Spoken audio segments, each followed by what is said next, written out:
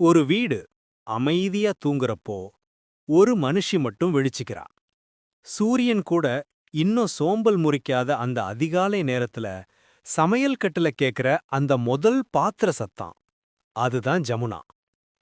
கணவருக்கு துணையாகவும் பிள்ளைகளுக்கு தாயாகவும் மாறி மாறி நடிக்கிறதுல ஒரு பெண் தன்னை எப்ப தொலைக்க ஆரம்பிக்கிறாள்னு அவருக்கே தெரியறதில்ல. கண்ணாடி முன்னாடி நின்னு தன்னோட முகத்த பார்த்து ரசிக்கிற வயசு அவளுக்கு எப்பவோ போயிருச்சு. இப்போ அவ கண்ணுக்கு தெரியறதெல்லாம் அடுத்த வேளை சோறு, பிள்ளைகளோட படிப்பு, கணவரோட கஷ்டம். ஜமுனா, அவள் ஒரு சாதாரண பெண் இல்ல, இந்த குடும்பத்தோட ஆணிவேர். சீனிவாசன், அவர் ஒரு நேர்மையான உழைப்பாளி. ஆனா வாழ்க்கை அவரை பல முறை கீழே தள்ளியிருக்கு. கறிக்கடையில நிக்கிறப்போ அவர் படுற அவமானமா இருக்கட்டும், இல்ல தோட்டத்துல வெயில்ல காயிற அவரோட தோளா இருக்கட்டும், இது எல்லாத்தையும் தாங்கிக்க அவருக்கு இருந்த ஒரே மருந்து ஜமுனா.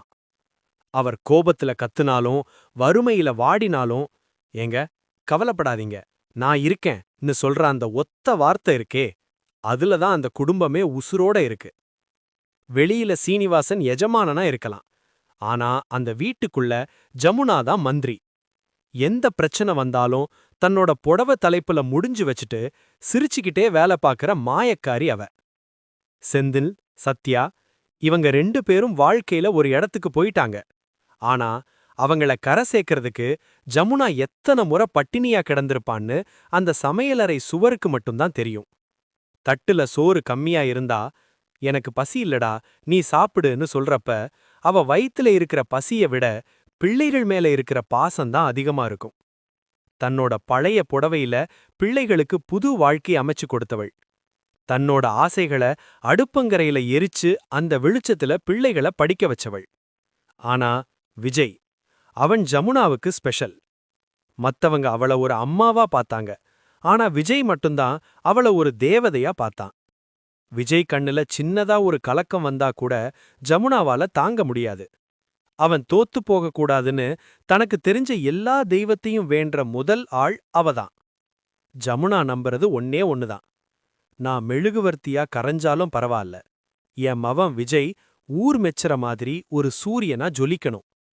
இப்படி தன்னையே அழிச்சுக்கிட்டு குடும்பத்துக்காக வாழ்ந்த இந்த அம்மாவோட தியாகம் வீண் போகாது.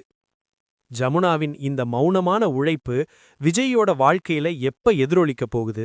எப்போ அவன் ஜெயிக்க போறான்?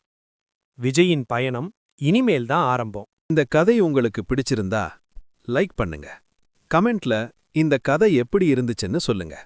இந்த மாதிரி குடும்பத்தோட சேர்ந்து பார்க்கக்கூடிய கதைகளுக்காக சப்ஸ்கிரைப் பண்ண மறந்துடாதீங்க.